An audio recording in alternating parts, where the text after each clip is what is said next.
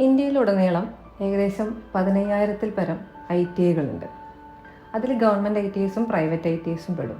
ഇതെല്ലാം NCVET എന്നുള്ളൊരു ബോഡിയുടെ അംഗീകാരത്തിലാണ് വരുന്നത്. ഈ ITIകൾ national council for vocational education and training എന്ന് പറയും. അപ്പോൾ ഇവർ പ്രിപ്പയർ ചെയ്യുന്നത് നാഷണൽ സ്കിൽ ക്വാളിഫിക്കേഷൻ ഫ്രെയിംവർക്ക് എന്നുള്ളൊരു ഫ്രെയിംവർക്കിലുള്ള സിലബസാണ് പ്രിപ്പയർ ചെയ്യുന്നത്. ഈ സിലബസിലുള്ള ട്രേഡുകളാണ് എല്ലാ ITIകളിലും പഠിപ്പിക്കുന്നത്. അപ്പോൾ ഈ ട്രേഡുകൾ രണ്ട് തരത്തിലുണ്ട്, മെയിനായിട്ട് രണ്ട് തരത്തിലുണ്ട്. എഞ്ചിനീയറിംഗ് ട്രേഡുകളും നോൺ എഞ്ചിനീയറിംഗ് ട്രേഡുകളും. ഇപ്പോൾ ഒരു ഉദാഹരണം പറയുകയാണെങ്കിൽ, ഒരു മെക്കാനിക്കൽ ട്രേഡ്, ഫിറ്റർ എന്ന് പറയുന്നത് ഒരു മെക്കാനിക്കൽ ട്രേഡാണ്. അതൊരു എഞ്ചിനീയറിംഗ് ട്രേഡാണ്. എന്തുകൊണ്ടെന്ന് വെച്ചാൽ ഒരു പ്രോബ്ലത്തിനെ സോൾവ് ചെയ്യാനുള്ള കഴിവാണ് ആ കുട്ടിക്ക് ഉണ്ടാക്കി കൊടുക്കുന്നത് എഞ്ചിനീയറിംഗ് ട്രേഡുകളിലൂടെ.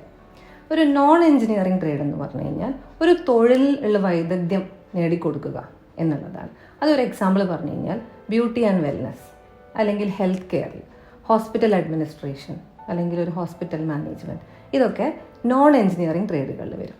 ഈ രണ്ട് ടൈപ്പ് ട്രേഡുകൾ പഠിച്ചാലും കുട്ടിക്ക് ജോലി കിട്ടും എന്നുള്ളത് ഏകദേശം 100% ഉറപ്പാണ്. ഇത് കൂടാതെ ഒരു അഡീഷണൽ ട്രേഡ് ഇന്ത്യ ഗവൺമെൻറ് ചെയ്യുന്നുണ്ട്. അതിൻ്റെ പേരാണ് ദിവ്യാംഗ് എന്ന് പറയും. അത് പേഴ്സൺസ് വിത്ത് ഡിസബിലിറ്റിക്കുള്ള ട്രേഡുകളാണ്. അത് ഒരു 7-8 ട്രേഡുകൾ അവർക്ക് വേണ്ടി സ്പെസിഫിക് ആയിട്ട് ചെയ്യുന്നുണ്ട്.